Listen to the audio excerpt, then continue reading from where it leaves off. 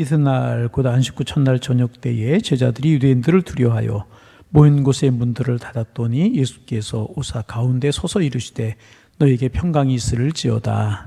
이 말씀을 하시고 손과 옆구리를 보이시니 제자들이 주를 보고 기뻐하더라. 예수께서 또 이르시되 너에게 평강이 있을지어다. 아버지께서 나를 보내신 것 같이 나도 너희를 보내노라. 이 말씀을 하시고 그들을 향하사 숨을 내쉬며 이르시되 성령을 받으라. 너희가 누구의 죄든지 사하면 사하여질 것이요 누구의 죄든지 그대로 두면 그대로 있으리라 하시니라. 12 제자 중에 하나로서 디두모라 불리는 도마는 예수께서 오셨을 때에 함께 있지 아니한지라. 다른 제자들이 그에게 이르되 우리가 주를 보았노라 하니 도마가 이르되 내가 그의 손에 못자국을 보며 내 손가락을 그 못자국에 넣으며 내 손을 그 옆구리에 넣어보지 않고는 믿지 아니하겠노라 하니라. 여드레를 지나서 제자들이 다시 집 안에 있을 때에 도마도 함께 있고 문들이 닫혔는데 예수께서 오사 가운데 서서 이르시되 너희에게 평강이 있을지어다 하시고 도마에게 이르시되 내 손가락을 이리 내밀어 내 손을 보고 내 손을 내밀어 내 옆구리에 넣어보라. 그리하여 믿음이 없는 자가 되지 말고 믿는 자가 되라. 도마가 대답하여 이르되 나의 주님이시요 나의 하나님이시니이다. 함께 보십니다. 예수께서 이르시되 너는 나를 본 거로 믿느냐 보지 못하고 믿는 자들은 복되도다 하시니라. 아멘. 할렐루야. 할렐루야. 예. 코로나 확진자 숫자가 늘어나면 예배 인원이 줄고 코로나 확진자가 줄면 예배 인원이 잘못 말씀드렸나요? 코로나 확진자가 늘면 예배 인원이 줄고 확진자가 줄면 예배 인원이 늘어나는 것 같아요. 오늘도 찬양팀 보고 깜짝 놀랐어요. 남성분들 다 어디 가서요? 여러 가지로 조심스러워서 그런 거 아닌가 싶은데 어려울 때 우리가 믿음을 지키고 신앙을 지키며 살아가면 하나님 우리 이기게 하실 줄로 믿습니다. 우리 나온 심령들이라도 깨어서 기도하고 오늘 저녁에 나온 심령들만이라도 하나님 환경 주시고 믿음 주셨으니까 우리 깨어 기도하면 우리 다 함께 깨어 일어나는 은혜가 있을 줄로 믿습니다. 오늘 성령의 은혜를 사모하면서 우리가 예배할 때 하나님 우리에게 풍성한 은혜를 줄 줄로 믿습니다. 회사 때문에 나오시지 못하는 분들도 있고 뭐 건강 때문에 나오시지 못하는 분들도 있고 그러는데 우리 하나님이 믿음 주셔서 오늘 나왔고 건강 주셔서 나왔고 상황 주셔서 나왔고 연속극보다는 하나님의 은혜를 사모하는 마음 주셔서 나왔고 은혜가 있을지어다. 할렐루야. 예. 어떤 교회 목사님이 개척 초기에 겪었던 일이라고 이제 그럽니다. 목사님이 이제 신방을 가시면 분위기를 부드럽게 하기 위해서 그 집안에 있는 어떤 물건을 화제로 삼아서 대화를 하시거나 하셨다고 그래. 예를 들면 집안에 이제 거실에 좋은 그림이 걸려 있으면 그림의 조예가 참 많으신가 봅니다. 그러면서 대화를 풀어나가면 부드럽게 이야기가 진행이 된다는 거. 그렇게 이야기를 풀어나가고 거실에 좋은 오디오가 있으면 음악 애호가이신 모양입니다. 그러면 거기에 이제 대답을 할 것이고 그 말을 풀어나가면서 분위기를 좋게 만들어 가시고 이제 그렇게 하셨다고 그래요. 그런데 한 번은 초신자, 세 가족으로 이야기하죠. 초신자 집에 신방을 가셨는데 거실에 보니까 아무것도 없었대요. 거실에 아무것도 없었고 큰 장식장이 하나 이렇게 놓여 있는데 그 장식장을 가만히 보니까 세계적으로 유명한 술병이 빼곡하게 진열이 되어 있더라는 거예요. 뭐가? 갑자기 여러분의 기분이 냉랭해지는 거. 술병이 빼곡하게, 세계적으로 유명한 술병이 빼곡하게 진열이 되어 있었다는 것입니다. 그러니 목사님이 뭐 술을 모르잖아요. 그리고 마땅히 화제를 삼을 것이 없어서 지나가는 말로 이렇게 이야기하셨답니다. 대개는 참 좋은 술이 많네요. 그러셨대요. 참 좋은 술이 많네요. 그랬대요. 그리고 이제 예배를 드리고 말씀 보고 기도하고 예배를 마치고 초신자 가정인데도 식사를 준비를 하셨더래요. 식사를 나누는 자리에서 그 초신자가 술병을 가져오더니 목사님 이거 아주 비싸고 아주 좋은 술인데 한잔 하시죠. 목사님에게 한잔 하시죠. 그러더라는 것입니다. 그분 마음 상하지 않도록 정중하게 아주 조심스럽게 거절을 했지만 이제 평생에 목사님이 평생 목회를 하시면서 교인집에서 술을 드시라고 권면을 받아본 적이 처음이셨다. 얼마나 당황이 되셨겠어요. 저도 그런 적이 한 번 있었는데 신방은 아니고 언제 명절인가 그분이 저에게 포도주를 선물로, 와인이라고 그러죠, 와인. 뭐 저는 좋은 와인인지 나쁜 와인인지 잘 몰라요. 근데 와인을 저한테 선물하셔가지고 제가 당황을 했던 적이 있었습니다. 그때 술을 권하셨던 그 초신자가요, 이 목사님 겪으셨을 때 술을 권하셨던 그 초신자가 그 후에 교회에서 은혜를 받고 열심히 신앙생활 하셔서 지금은 권사님이 되셨답니다. 아유, 술 권하면 권사 되는구나. 저 신방하면 술 권하지 마세요. 저는 하여튼 뭐 그런 일이 있었다고 이제 그래요. 왜 이런 일이 벌어지는가? 그 초신자가 일부러 목사님 뭐 이렇게 약 올려드리기 위해서 또 뭐 골탕 먹이기 위해서 그랬겠습니까? 결코 그런 것이 아니라 잘 몰라서, 다른 말로 이야기하면 순수해서. 예? 세상 사람들 그렇잖아요. 귀한 손님이면 좋은 술 대접하는 거, 이거 뭐 하여튼 세상 사람들은 그렇게 그래요. 초신자 잘 몰라서 실수하기도 하지만 마음속에 그런 순수한 마음만, 그런 것만큼 우리가 좀 이해할 수 있어야 되겠다, 그런 생각이 들고, 그런 순수한 마음들이 하나님 앞에서 귀한 것이 아닌가. 자, 오해하지 말고 들으세요. 술을 권해드리는 것이 순수한 마음인데 그런 거 아니고, 잘 모르는 마음에서 그대로 순수하게 할 그런 마음들, 하나님께서 우리에게 보시는 마음이 순수한 것이 아닌가, 그런 생각을 이제 하게 됩니다. 또 이제 어느 목사님께서 또 신방을 가셨는데 예배드리고 기도하고 기도를 마쳤어요. 그러면 이제 차를 내오거나 과일을 내오거나 이제 그렇게 하시잖아요. 근데 그날은 차를 내오시지 않고 드링크 하나를 갖다 놓으면서 목사님 드링크 하나 드시죠. 그러니까 이제 무심코 이렇게 따서 드링크를 드셨다고 그래요. 맛이 좀 이상하더래요. 그래서 이렇게 상표를, 그 드링크에 있는 상표를 이렇게 봤더니 그게 뭐냐 하면 드링크가 아니고 감기약이더래요. 감기약을 이제 여러 이제 뭐 냉장고나 그런데 여러 가지가 있는데 꺼낸다는 게 잘못 꺼내가지고 좋은 드링크를 드린다는 게 뭐를 드렸어요? 감기약을 드렸다는 거예요. 신방하다 보면 그런 아침 우스운 일들이 참 많이 있고 에피소드들이 많이 일어나요. 제가 전에도 참 소개를 했지만은 신방 많이 했지만은 몇 번 신방하면서 잊지 못할 그런 일들이 참 많은데 전에도 한번 소개한 것 같아요.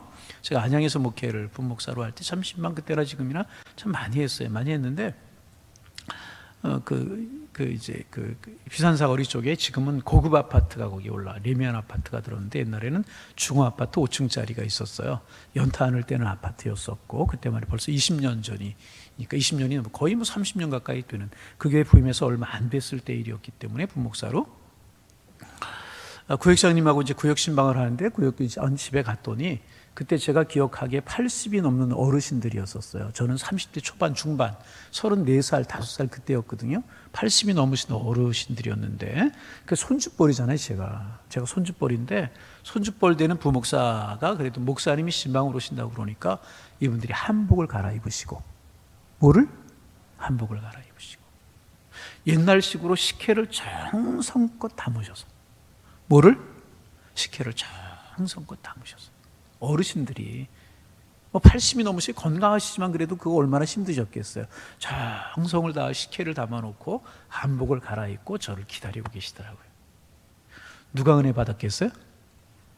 누가 은혜 받았겠어요? 몰라요? 누가 은혜 받았겠어요? 그 모습 속에서 저는 은혜 받고, 그분들은 사모하는 마음으로 은혜 받고, 같이 갔던 구역장님들은 그 전체 분위기를 보면서 은혜 받고, 정말 은혜롭게 예배를 드리고 온, 제가 아마 평생 그 일을 잊지 못할 것 같아요. 그분들 다 돌아가셨겠죠. 지금 다 돌아가셨겠고 그럴 텐데 그분들 얼굴이 지금도 어렴풋이 기억이 나면서 그 사랑스러운 마음이 지금도 느껴지게 되고, 그런 것들 때문에 목사들이 힘을 얻고 목회하면서 은혜가 되고, 또 그런 것이 아닌가, 그런 생각을 해보게 이제 됩니다. 우리가 신앙생활할 때 실수할 수도 있고, 초신자들은 또 이제 교회 생활하면 신방하면 실수할 수도 있습니다. 경험이 없기 때문에. 그런데 정말 중요한 것이 뭐냐 하면 하나님 앞에서 진실함이 있어서 좋은 것이라. 그 순수하고 진실한 그런 마음들이 얼마나 좋은 것인가. 그런데 신앙생활하면서 가장 무서운 것이 무엇인가? 신앙의 연조가 깊어지고 신앙생활한 연조가 많아지면서 우리의 신앙이 자꾸 형식적이 되어가고 피상적인 신앙이 되어가기가 쉽다는 것입니다. 예수 만난 감격이 없어요. 언제 은혜 체험해 봤는지 몰라요. 예배 드리다가 울어본 감격이 언제인지 모르고, 나도 모르게 두 손이 올라간 적이 언제인지 모르고, 기도하다 주시는 사랑이 고마워서 정말 감격 속에서 하나님을 찬양하고 예배했던 그거기 가물가물 기억도 안 나면서 형식적인 신앙이 되어간다면 그것만큼 위험한 신앙은 없다. 여러분, 그럼 그게 신앙이겠습니까? 결코 그렇지 않습니다. 그래서 여러분, 신앙이라고 하는 건 연조 따질 거 결코 아니고요, 직분 따질 것도 아니면 하나님 앞에 직분 가지고 가겠습니까? 물론 신앙생활하면 직분도 받으면 은혜죠. 그러나 직분 따질 것도 아니고요, 경력 따질 것도 결코 아니라는 것입니다. 신앙이라고 하는 것은요, 진정으로 내 속에서 부활하신 주님의 능력이, 부활하신 주님의 그 사랑이 내 속에서 힘있게 역사하고 있느냐 하는 것을 보아야 되는 것이라. 여러분 속에 부활하신 주님 계십니까? 그 부활하신 주님 내 속에서 움직이고 계십니까? 그 주님의 사랑이 느껴지십니까? 아, 나 이런 직분 가졌는데, 이제까지 신앙생활을 해야 하는데, 이제께 왔는데 내가 평생, 결코 아니라는 것입니다. 신앙이 감동이 사라지고 하나님을 향한 첫사랑이 식어지는 것보다 더 무서운 것은 없고요, 더 위기는 없는 것이라. 그래서 늘 우리의 기도 제목 중에 하나는 부활의 생명의 주님의 은혜가 나에게 역사하게 하여 주옵소서, 감동 있고 감격 있는 신앙의 삶을 살게 하여 주옵소서, 이것이 우리의 기도 제목이 되어야 될 것이라. 오늘 본문에 보면 부활하신 예수님께서 사망 권세, 죽음의 권세를 물리치시고 이기시고 사흘 만에 부활하신 주님께서 제자들을 찾아오셨어요. 여러분 믿으세요. 우리 주님 승리하셨습니다. 사망의 권세를 이기시고 승리하셨고요, 죽음의 권세를 이기고 승리하셨고요, 지옥의 권세를 완전히, 마귀의 권세를 완전히 깨시고 우리 주님 부활하여 승리하셨는 줄로 믿습니다. 그러면 예수님 그렇게 승리하셨어요. 그러면 예수님이 이렇게 사망 권세를 이기시고 승리하셨을 때 제자들이 어떤 모습이었습니까? 어떤 모습이에요? 제자들에게 무슨 변화가 있었습니까? 아무런 변화가 없었어요. 주님 부활하셨지만 제자들은 아무런 변화가 없었습니다. 그래서 그들은요, 오늘 19절 말씀 좀 우리가 보실까요? 19절 같이 한번 읽어봅니다. 이날 곧 안식구 첫날, 안식구 첫날이면 언제예요? 오늘 우리가 주일로 지키는 주일이죠. 주일날 저녁 때에 제자들이, 같이 읽어요. 유대인들을 두려하여 먼 곳의 문들을 닫았더니 예수께서 오사 가운데 서서 이르시되 너희에게 평강이 있을지어다. 그들이 어떻게 했어요? 유대인들을 두려워하여서, 자기들도 예수님처럼 잡혀서 처형을 당할까 봐 두려워서 모인 곳의 문을 안으로 걸어 잠궜다는 이야기입니다. 두려워서 벌벌 떨고 있었다는. 지금 자기들의 스승인 예수님께서 부활하셔서 하늘과 땅이 진동하고 세상이 진동하고 있는데 제자들은 문을 걸어 잠그고 무서워서 벌벌 떨고 있었다. 여러분, 그런데 어떻게 생각하면요, 바로 이것이 우리들의 모습이 아닌가 하는 생각을 하게 됩니다. 여러분, 하나님께서 믿는 하나님의 사람들에게 얼마나 많은 능력을 주셨습니까? 여러분, 능력 중에 능력은 기도의 능력이에요. 너희가 땅에서 매면 하늘에서도 매일 것이고 땅에서 풀면 하늘에서도 풀리. 하나님께서 이런 능력을, 기도의 능력을 우리에게 주셨잖아요. 그뿐입니까? 마귀를 대적하는 권세도 주셨어요. 할렐루야, 할렐루야. 마귀의 세력이 큰 것이지만 겁내할 필요 없어요. 그 마귀를 이기고 쳐볼 수 있는 권세를 우리에게 주셨다는 거죠. 전에도 한번 이야기했네요. 오늘 갑자기 설교 원고에는 없는데 제가 한두 번 소개했는데, 뭐 근래 이야기하면 그러니까, 오래전에 제가 학생 때 토요 집회라고 하는 게 있었어요. 토요일 학교 갔다 오면 교회 가서 성경 공부도 하고 뭐 또 이제 놀기도 하고 그래요.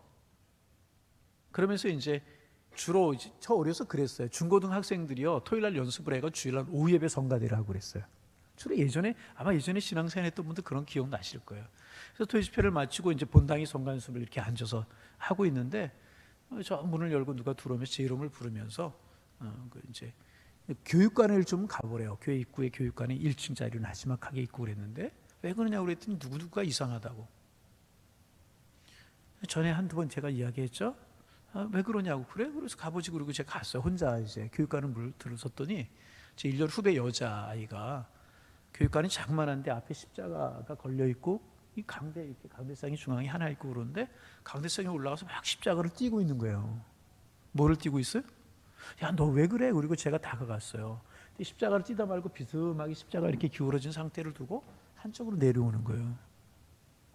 왜 그래? 왜 그래? 그 다가갔더니 이런 말을 해요. 예수행이들은 모르는 게 없다면서 뭘 모른다고 묻느냐고. 그때 이상한 거예요. 막 삐뚤하고. 그래서 어린 마음이 나도 모르게 성경책이 있어서 성경책을 들어가서 탁 그 친구에게 놨더니 그냥 발자국 뒤로 넘어가는 거예요. 그때 한창 교회가 은혜롭고 성령이 역사하고 은사가 나타나고, 그때가 이제 70년대 제가 중학교 3학년인가요? 그랬으니까 중학교 2학년 때 은혜를 받고 중학교 3학년 열심히 기도했을 때였었어요. 그때 그 교회만이 아니라 한국 교회 성령 운동이 일어나고 막 그랬을 때였었죠. 그래서 우리 뭐 야외배 가면 기도원에 갔고 뭐 여름 수련회 가면 기도원으로 가고 그랬어요. 기도하고 정말 그럴 때였었어요. 그러니까 막 그런 현상들이 나타나고 하나님의 은혜도 나타나고 막 그러는데, 그런 거 본 게 있잖아요. 나도 모르게 성경책을 뒤로 막 넘어. 제 붙들고 기도하고 있고 친구들이 기도하고 잠이 들더라고요. 한참 있다 깨어났더니 자기가 왜 거기 누워 있느냐고. 잠깐 사탄이 역사한 것이. 여러분, 우리가 뭘 중학교 3학년짜리가 뭘 알겠어요. 그런데 예수의 이름으로 기도하고 예수의 은혜로 기도하고 그랬더니 물러가는, 여러분 사탄의 능력이 크지만은 결코 두려워할 것 없어요. 기도의 능력을 주셨고 믿는 사람들에게 마귀를 대적하는 능력을 주셨어요. 마귀의 권세를 쳐부술 수 있는 권세를 주셨고요. 하나님의 나라를 위해서의 성령의 권능을 우리에게 주셨다는 거예요. 믿으시면 아멘. 그런데 우리 어때요? 그 이스라엘 백성들 정탐하라고 정탐꾼들을 보냈더니 돌아와서 스스로 자기들 메뚜기라고 이야기했던 것처럼 우리 스스로 메뚜기같이 생각하면서 물을 걸어 잠그고 벌벌 어둠 가운데 떨고 있는 제자들 같이 우리 혹 되어버린 것 아닌가. 예배에 감격도 없이 말씀을 사모함도 없이 신앙생활하고 작은 일에 믿음이 흔들리고 적은 일에 송두리째 신앙이 흔들려버리고 제자들이 문을 걸어 잠기고 벌벌 떠는 그런 모습이 오늘 우리가 신앙생활은 우리의 모습이 되어버린 것이 아닌가, 그런 생각할 때가 참 많이 있다. 여러분, 우리 예수님 부활하셨어요. 사망 권세 이기시고 부활하셨어요. 사탄의 권세를 깨시고 지옥 권세를 깨시고 우리 주님 부활하셨는 줄로 믿습니다. 그리고 그 능력과 권세를 믿는 우리들에게 주셨다는 거죠. 응? 그런데 벌벌 떨고 있는 제자들처럼 그렇게 돼요. 왜 그런가? 우리의 믿음이 실제적인 믿음이 아니라 그림자 믿음이기 때문에 그렇다는 것입니다. 그래서 이런 일들이 벌어지게 되는 것이라. 그러면 그렇게 벌벌 떨고 있는 제자들 어떻게 되었는가? 참 말씀이 은혜고 예수님의 능력이 은혜인 게 뭐냐 하면, 그렇게 무서워서 벌벌 어둠 가운데 떨고 있는 제자들에게 부활하신 예수님께서 찾아오셨다는 거예요. 이게 참 중요합니다. 예수님께서 하시는 일은 뭐냐면 찾아오시는 일이에요. 찾아오시는 일.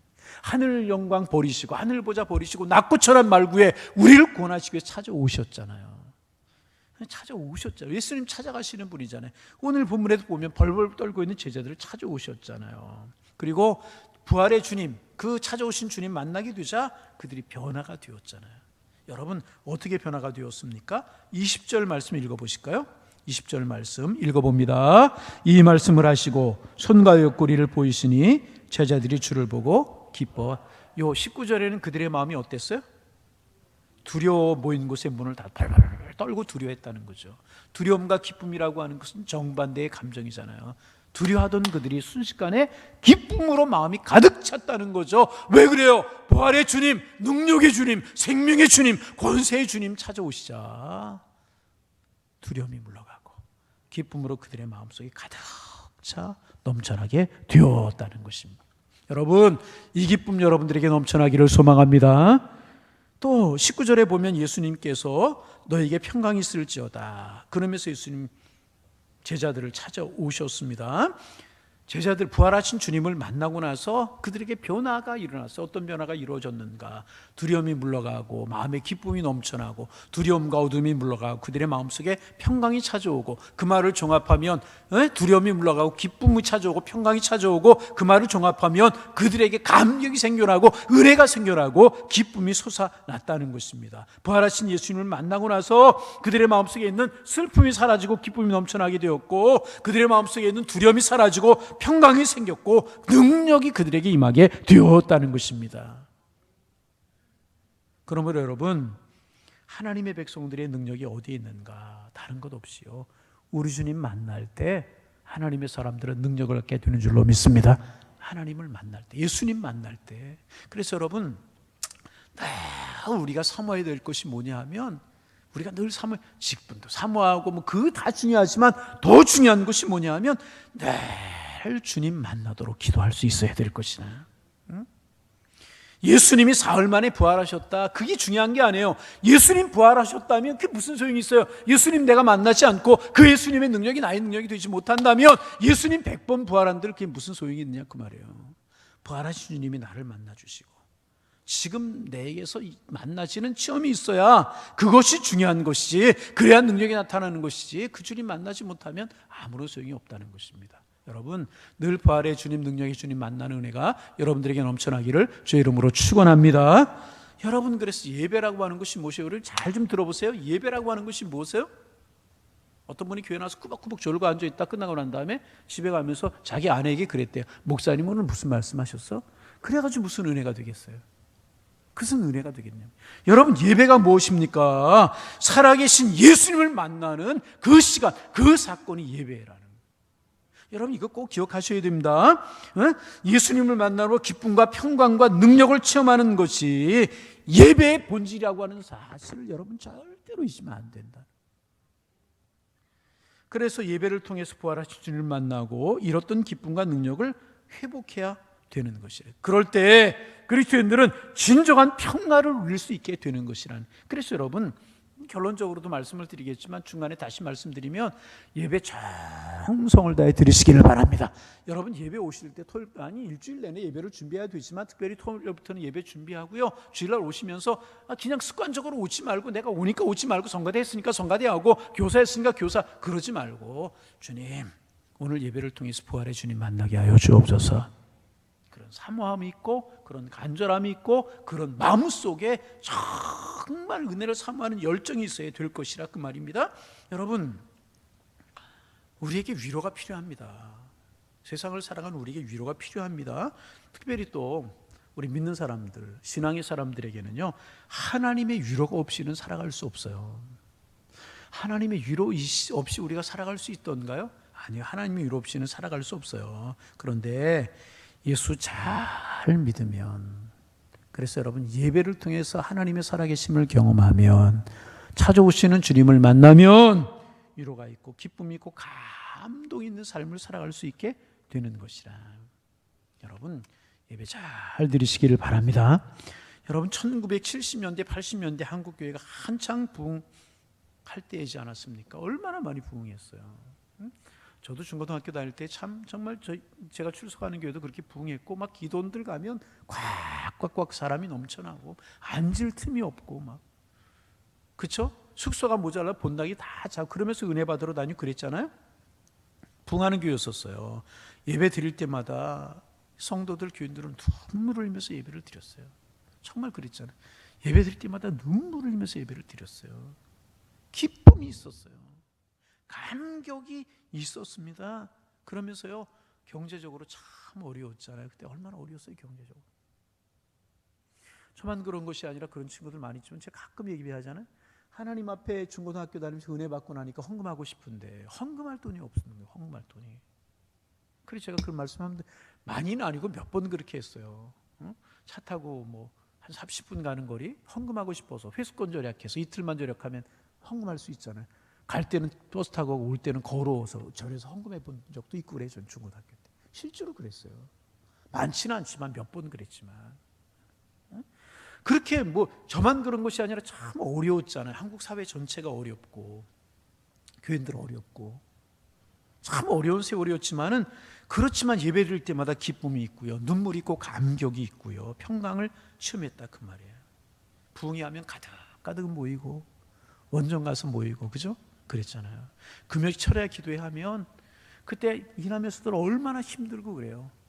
피곤하지만 눈물로 꼬박꼬박 밤을 새워가면서 철야 기도하고 그랬잖아요. 그리고 새벽에 새벽 예배하고 흩어지고 그때 그랬잖아요. 그래도 모여오고 예배하고 그런 교회이지 않았습니까? 여러분 그랬잖아요. 평강이 있고 은혜가 있고 감격이 있고 그랬다면, 부활하신 주님을 만난 제자들이 그랬어요. 기쁨이 넘쳐났어요. 그들에게 평강이 넘쳐났단 말이죠. 감격이 있었단 말이죠. 여러분, 우리에게 이 기쁨, 이 평강, 이 은혜가 넘쳐나기를 소망합니다. 그 부활하신 주님을 기억하는 부활의 절기를 우리가 지내고 있잖아요. 여러분 좀 환한 얼굴로 지내시기를 바랍니다. 주님 나를 위해 부활하셨어. 나를 위해 제자들을 찾아오신 것처럼 찾아오셨어. 제가 지난주에 말씀드렸잖아요. 가지시오. 주님, 하나님 이곳에 계신다. 우리가 느끼지 못하지만 주시오, 주님 이곳에 계신다. 여러분 늘 기억하며 살아가실 수 있기를 주님의 이름으로 축원합니다. 내 감정하고 상관없어요. 내 느낌하고 상관없어요.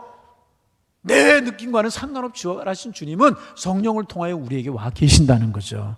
그러게 여러분 평강이 넘쳐나기를 바라고 기쁨이 넘쳐나기를 바라고 은혜가 넘쳐나는 신앙의 삶을 살아가기를 주님의 이름으로 축원합니다. 그들에게 기쁨이 있고 감격이 있었다는 거죠. 예수님 만나 기뻐지고 그들 평강이 있을지어다 주님께서 평강을 주셨잖아요. 여러분 평강 속에 아무리 코로나가 우리를 힘들게 할지라도 조금 또 이렇게 교회 출석이 많아지고 성가대 인원이 늘어나려고 그러니까 지금 성가대도 하지 마라 뭐 막 그러는데, 하여튼 이런 어려운 속에 있지만은 우리 속에 꼭 기억해야 될 것은 뭐냐면, 그래 우리 주님 이기게 하셔. 어떤 일이 있을지라도 주님 나를 지켜주셔. 이게 평강의 기쁨 아니겠습니까? 이 은혜가 넘쳐나기를 주님의 이름으로 축복합니다. 이거 다른 데서 우리가 기쁨 평강 찾을 수 없어요. 부활하신 주님, 생명의 주님 우리 속에 있으면 그 은혜가 우리에게 넘쳐나게 된다 그 말이에요. 아멘. 네. 그런데 문제가 하나가 있었습니다.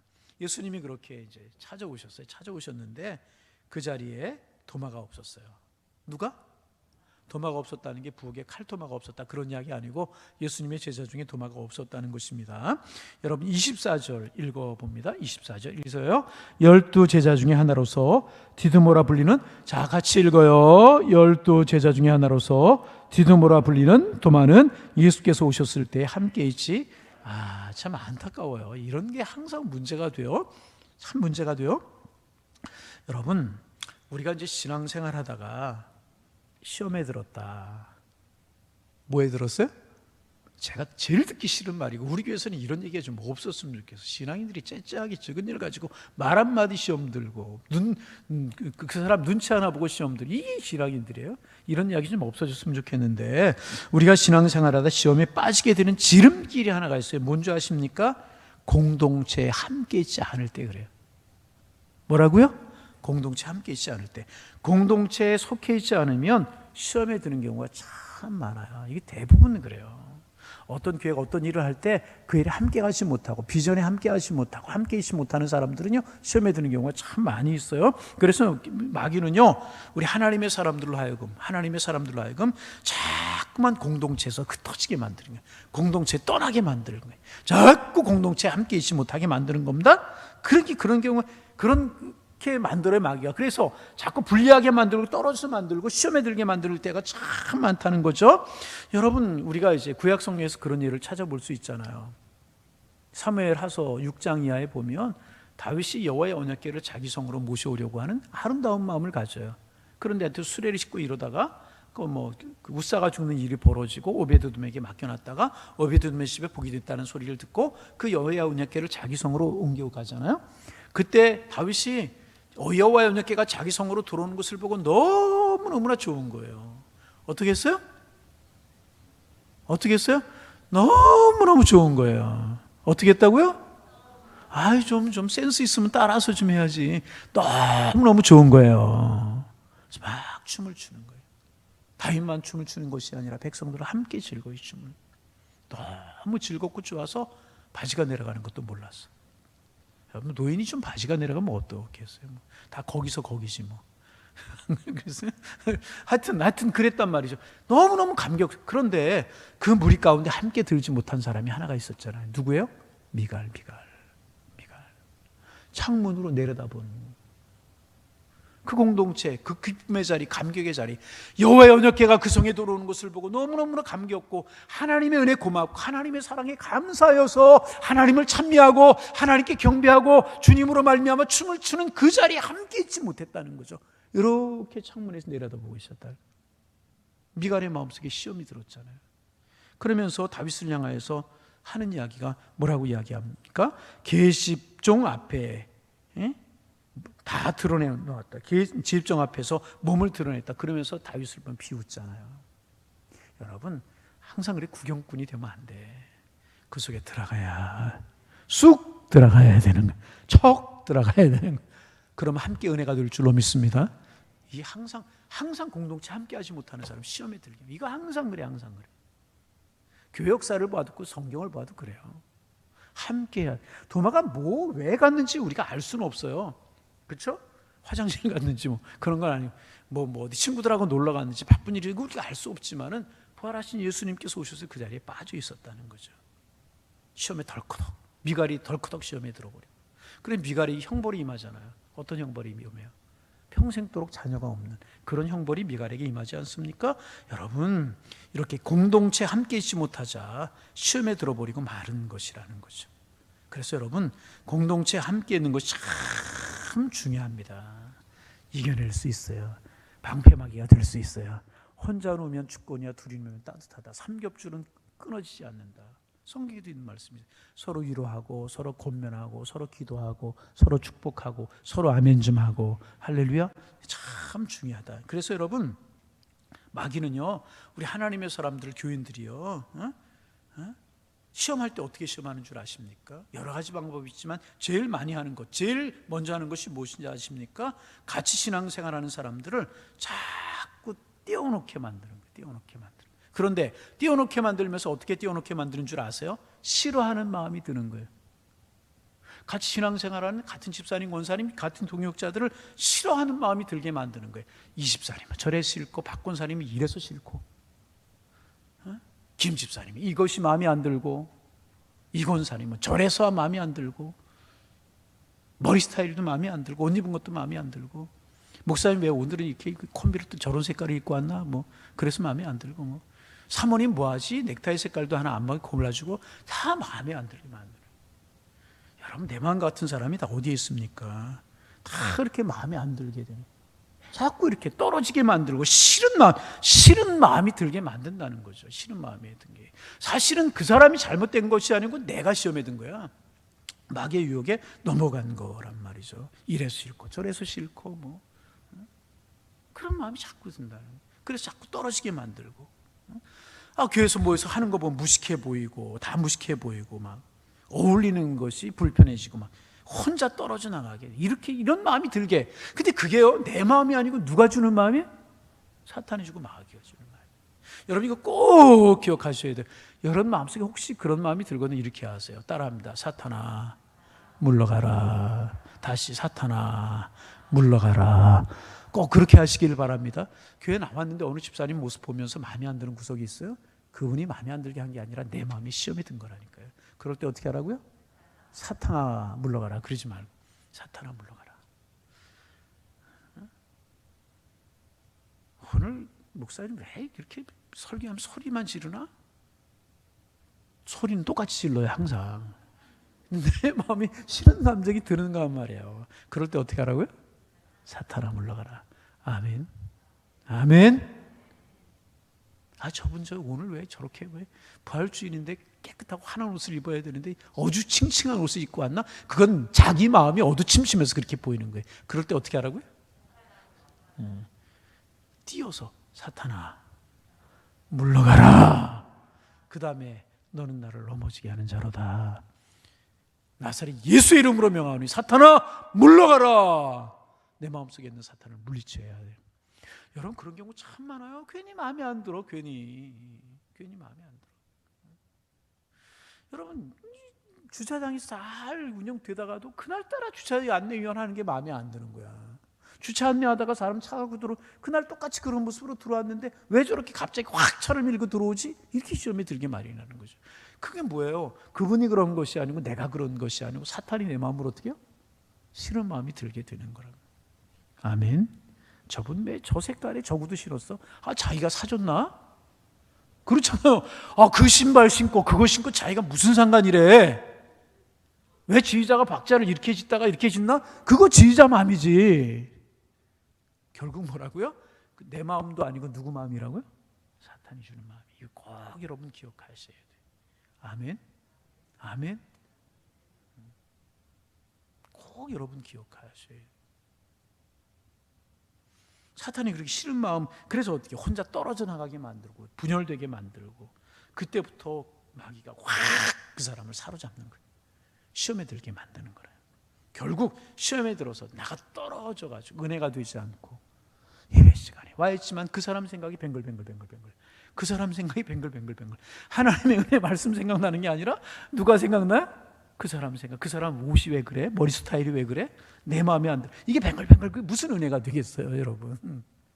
이게 아무것도 아닌 일 같지만 상당히 중요한 일입니다. 그럴 때 어떻게 하라고요? 사탄아 물러가라. 나사렛 예수 이름으로 명하노니 사탄아 물러가. 이 사탄이 주는 마음이 우리 시험에 들게 만들, 공동체에서 자꾸 떨어져 나가게 만드는 거라고. 이기시기를 바랍니다. 이거 별거 아닌 것 같지만은요, 이거 굉장히 중요한 원리예요, 이거. 아멘. 어떨 때는 기도 소리도 마음에 안 든다. 왜 저분은 권사님 기도하면서 하나님 그 말을 10번씩이나 하나? 이런 생각이 들고. 이게 다 사탄이 시험은. 어떻게 하라고요? 나 잊어버렸어. 어떻게 하라고요? 사탄아 물러가라. 아멘. 아멘. 도마요, 괜찮은 제자였어요. 똑똑한 제자였던 것 같아요. 머리 좋은 사람이었던 것 같아요. 논리적이잖아요. 따지잖아요. 이성적이잖아요. 그죠? 손에 못자국에 손을 넣어보고 창자국에 손을 넣어보고 내가 믿겠다. 그렇지 않고 믿지. 얼마나 똑똑해요. 이성적이잖아. 합리적이잖아요. 그렇잖아요. 무식하게 그래 그 손에 못자국 그런 거 한번 만져보시면 믿어? 그거 똑똑하잖아요. 성경에 보면 제자 중에 똑똑한 제자가 3명이 있었어요. 빌립, 오병이의 기적 행할 때 예수님께 너희가 먹을 것 주자 그래야 빌립이 뭐라 그래요? 이만한 사람들 먹이려면 이만한 돈이 있어야 되겠습니다. 얼마나 계산이 빨라요. 계산기를 이렇게 막 엿다 치는 사람이에요. 그죠?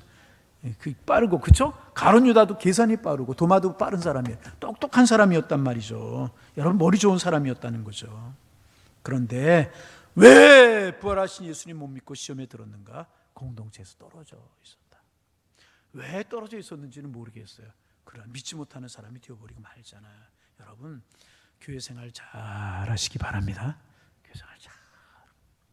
그 사람의 단점이 보이고 허물할 만한 것이 보이거들랑 내가 기도하라고 하나님이 보여주시나 보다. 아멘? 이것이 응답이란 말이죠. 그런 생각이 자꾸 누구도 이래서 마음에 안 들고 저래서 마음에 안 들고, 어떤 사람들 교회 가면 꼭 교육자 마음에 안 든다고 그런 사람들이, 왜 교육자가 어떻게 다 마음에 들어? 그렇잖아요. 그럴 때 어떻게 하라고요? 사탄아 물러가라. 아멘? 아멘. 그래서 여러분, 우리가 하나님의 일을 하기 위해서 제일 먼저 해야 될 일이 무엇인가? 함께 예배드리고 함께 기도하고 함께 성령 체험하고 예배 떠나지 않는 것 굉장히 중요합니다. 그래서 여러분, 반복해서 계속 이야기하죠. 코로나가 중요한 것이 아니라, 코로나가 무서운 것이 아니라 이것 때문에 우리가 예배 자리 떠나주고 공동체가 와야 되고 함께 기도하는 이것이 점점 보세요. 이렇게 적어. 이것이 문제라는 거죠.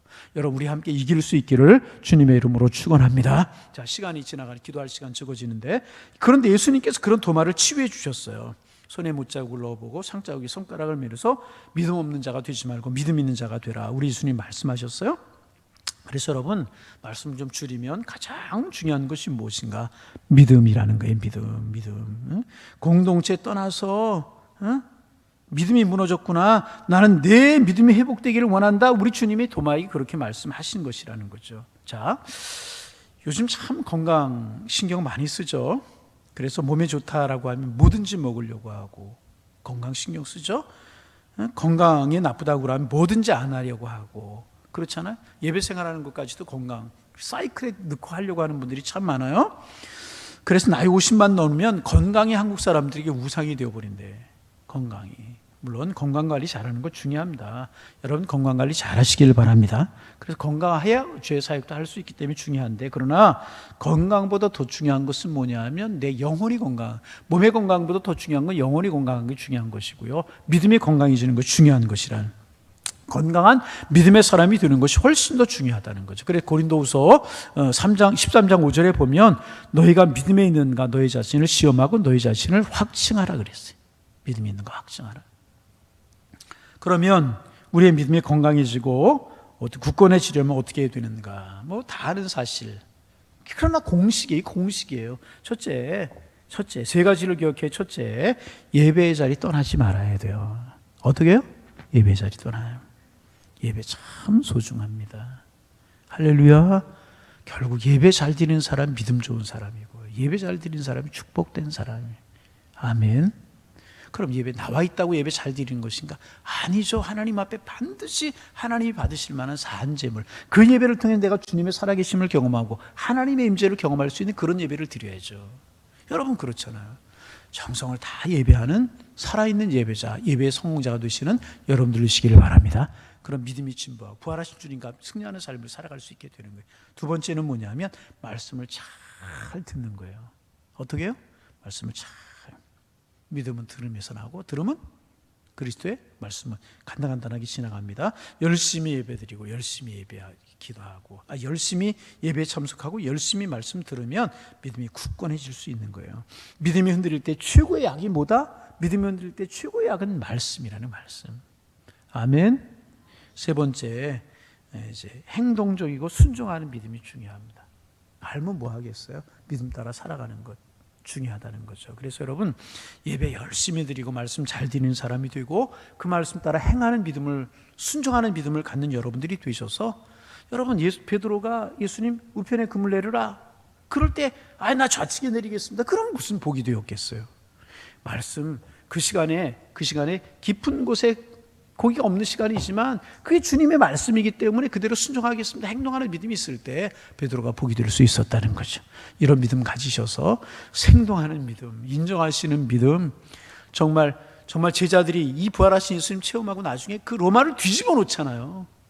능력을 행하잖아요. 이렇게 두려서 떨던 이 제자들, 베드로 초라하게 3번씩이나 부인하고 도망가던 베드로가 어떻게 됐어요? 죽은 사람 살리죠. 그죠? 안진병이 일으키죠. 3,000명씩 회개하고 돌아오게 만들고 얼마나 놀라워요. 여러분 정말 예배 자리 잘 지키고 말씀 잘 듣고 행하는 믿음 가지셔서 이런 능력으로 승리하는 신앙인들, 기쁨 속에 은혜 속에 평강 속에 거하시는 하나님의 사람들 되셔서 부활하신 주님의 산증인으로 살아가시는 여러분들 다 되실 수 있기를 주님의 이름으로 축원합니다. 축원합니다.